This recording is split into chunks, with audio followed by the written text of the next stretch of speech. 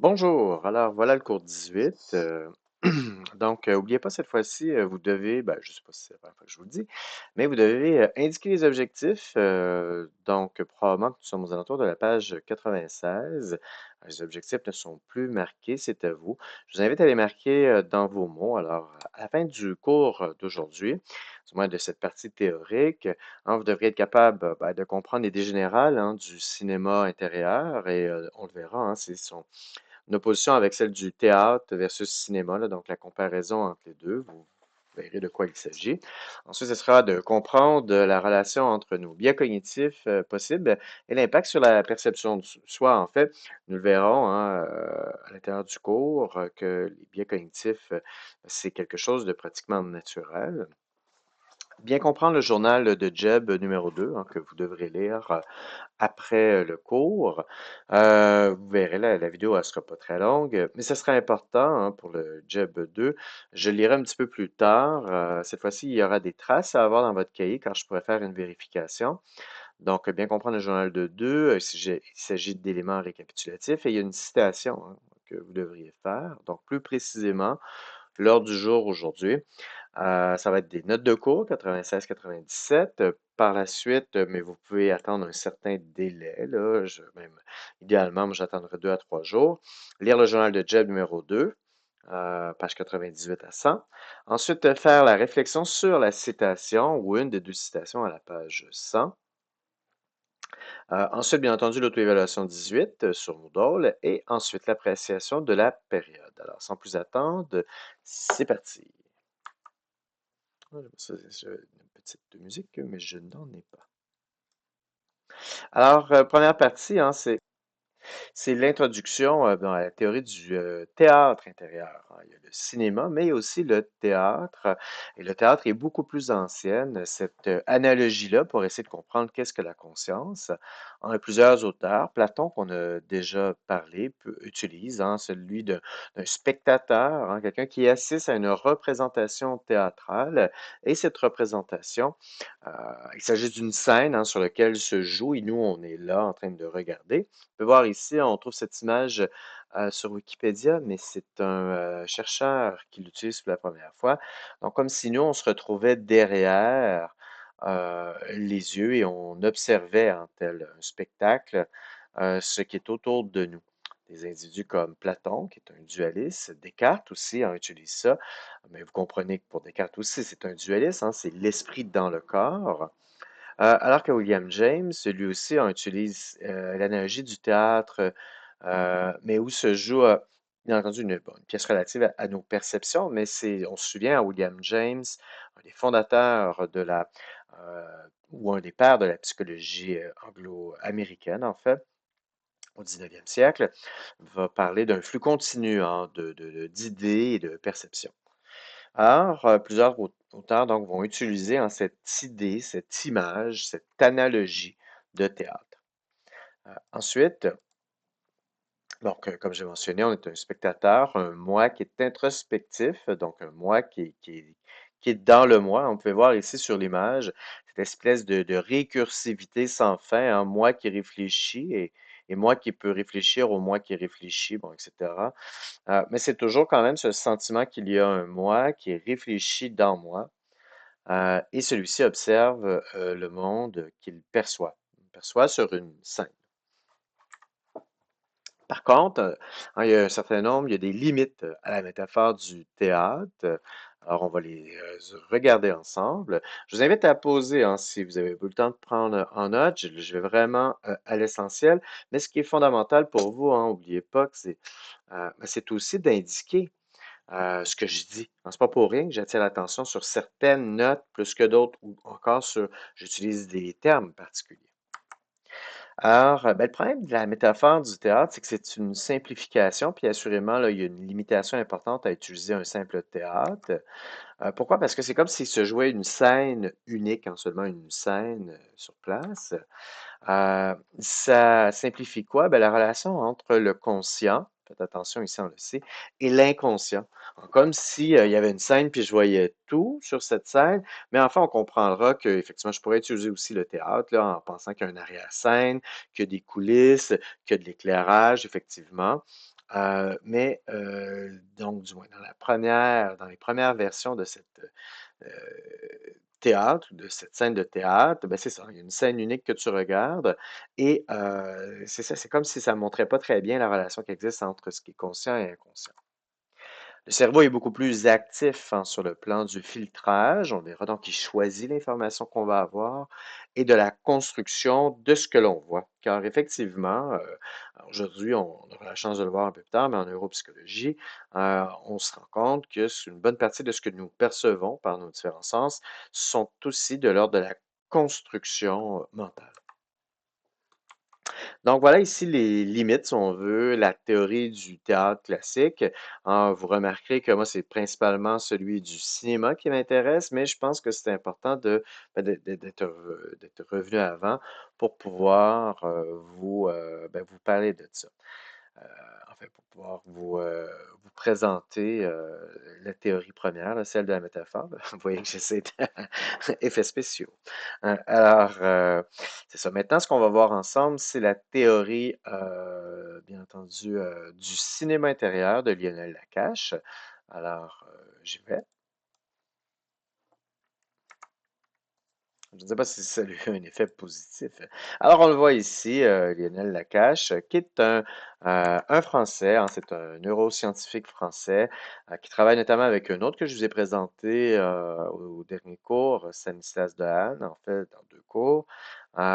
J'apprécie particulièrement, hein, vous verrez, vous le voyez dans votre cahier rien, hein, son livre, Le cinéma intérieur. Si y en a qui veulent le lire, je vous encourage à le lire, c'est vraiment très bon.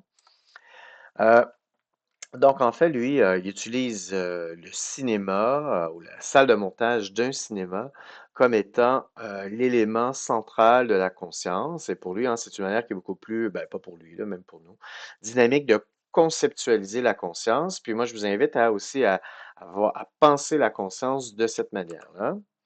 Alors, on a ici, hein, justement, son livre, vous en avez la représentation.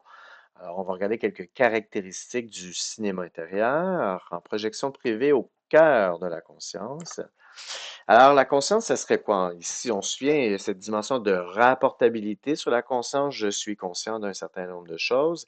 Mais pour Lionel Nakache et un certain nombre d'autres neurologues, ben, c'est un processus actif de notre cerveau hein, qui est un véritable réalisateur de films.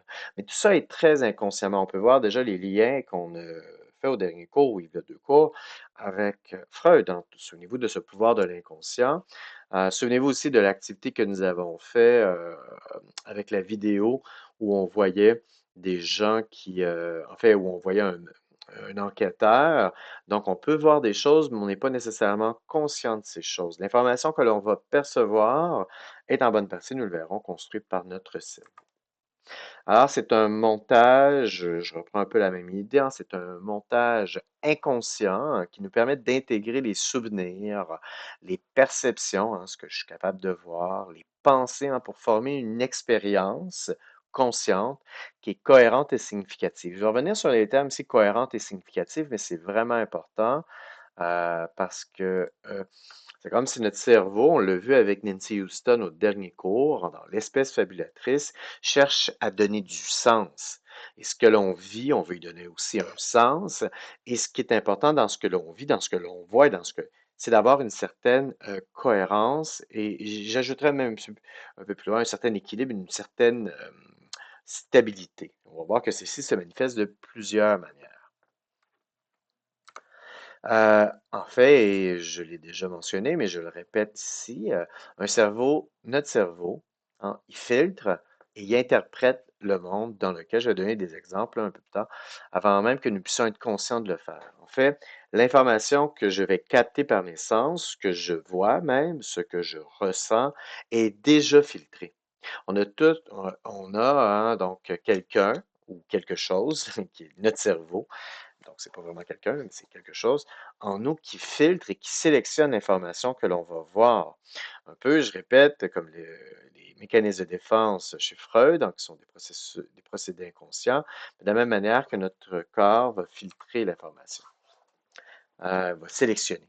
Dans le cerveau, donc ça ici, c'est l'idée centrale que je vais développer, hein, c'est une salle de montage donc qui va jouer tant notamment sur la quantité d'images que l'on peut voir et ce que l'on voit. Par exemple, j'en ai déjà parlé avec certains groupes en début d'année. Vous savez que le cinéma, c'est 24 images secondes, hein, c'est ce qui fait en sorte que c'est pas saccadé. On peut aller un petit peu plus rapidement. Des fois, dans des films, on va montrer, par exemple, 30 quelques ou 48 images secondes pour accélérer les scènes. Quand c'est des scènes d'action, souvent, ça va être un petit peu plus rapide. Mais de manière générale, c'est 24, donc 24 images secondes. Par contre, notre cerveau, lui, c'est comme s'il prenait des radiographies, là, c'est vraiment, oui, des photographies, et il en prend seulement 13, 13 par seconde. Donc, on a seulement 13 images secondes quand moi je regarde le monde. C'est la vitesse à laquelle mon cerveau produit, si on veut, les clichés. Par contre, ce que je vois n'est pas saccadé, hein. Ce que je vois est un flux continu, sans cesse. Eh bien, c'est ton imagination, c'est ton cerveau qui vient compenser hein, les trous pour avoir cette belle vision fluide que nous avons. J'ai aussi donné un autre exemple, qui est celle de la couleur. Hein, la couleur se retrouve principalement, en fait, quand je regarde quelque chose.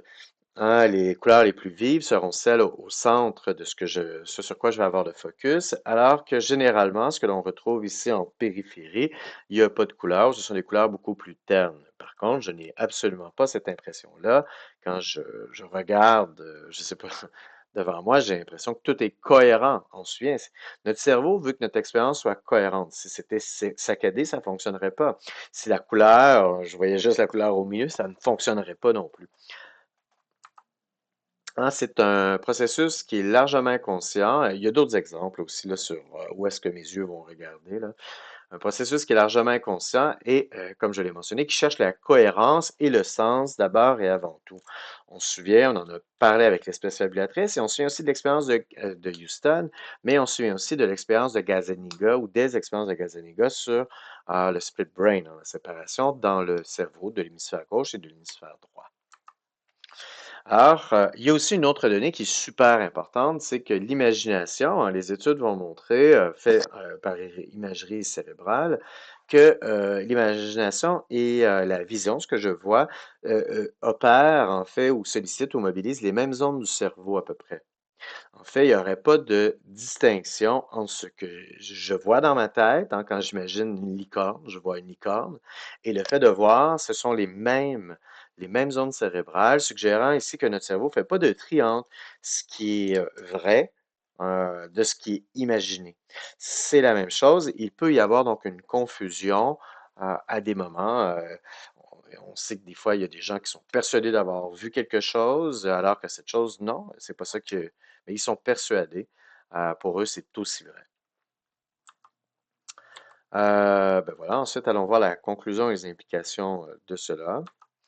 Alors, si je veux récapituler, faire une récapitulation, hein, on a deux manières de voir la conscience, ou il existe probablement plus, mais deux grandes manières. On a celle qui est issue de la théorie du théâtre et celle du cinéma. Par contre, celui du théâtre, c'est plus statique et on a l'impression que ça ne rend pas compte hein, de l'importance de l'inconscience et de notre cerveau dans ce que nous allons voir, dans ce qui va être projeté. Ainsi, c'est pour ça qu'on utilise aujourd'hui davantage, mais du moins je dirais avec Lionel Nakache, hein, qui est l'écrivain ou le chercheur du cinéma intérieur, que c'est une manière beaucoup plus riche de présenter les choses.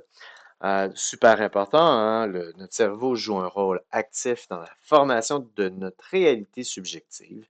Alors oui, Nancy Houston, sur une base scientifique, quand elle parle de l'être humain comme espèce fabulatrice, les études de Lionel Nakache et de son équipe tendent à montrer qu'effectivement, nous avons un cerveau narratif, un cerveau qui nous raconte des histoires, pas totalement, bien entendu, mais un cerveau qui est davantage intéressé à nous raconter à donner du sens à ce que l'on voit que de la vérité. Je dirais aussi qu'un autre individu que je ne parle j'en ai parlé en début d'année dans une des histoires de Jeb, Daniel Kahneman, c'est prix Nobel d'économie et un psychologue aussi, qui va, il est principalement économiste, mais bon, il fait des expériences en psychologie, qui va parler du système 1 et du système 2, hein. Je pense que je l'écris à quelque part, le système 1 qui est beaucoup plus narratif et qui cherche du sens. Alors, quelles sont les implications hein, de ça? Bon, on comprendra et je pense que je ne le marque pas, mais ah ben, commençons ici. Là. Reconnaître l'existence d'éléments inconscients hein, dans la formation de notre conscience. Donc, notre conscience est remplie d'éléments que l'on ne maîtrise pas. On va choisir de l'information, on va, euh, il y a, je ne sais pas comment dire, il y a de l'information qui sera altérée, qui va être filtrée par notre cerveau, un peu à l'instar des mécanismes de défense freudiens. Mais aussi, on peut aller un peu plus loin, c'est que notre cerveau va compenser même des images qu'on n'a pas. Hein, souvenez-vous des 7 images secondes, des 14 images secondes versus, disons, les 24 ou les 13 images secondes, eh bien, c'est mon cerveau qui compense par l'imagination des autres.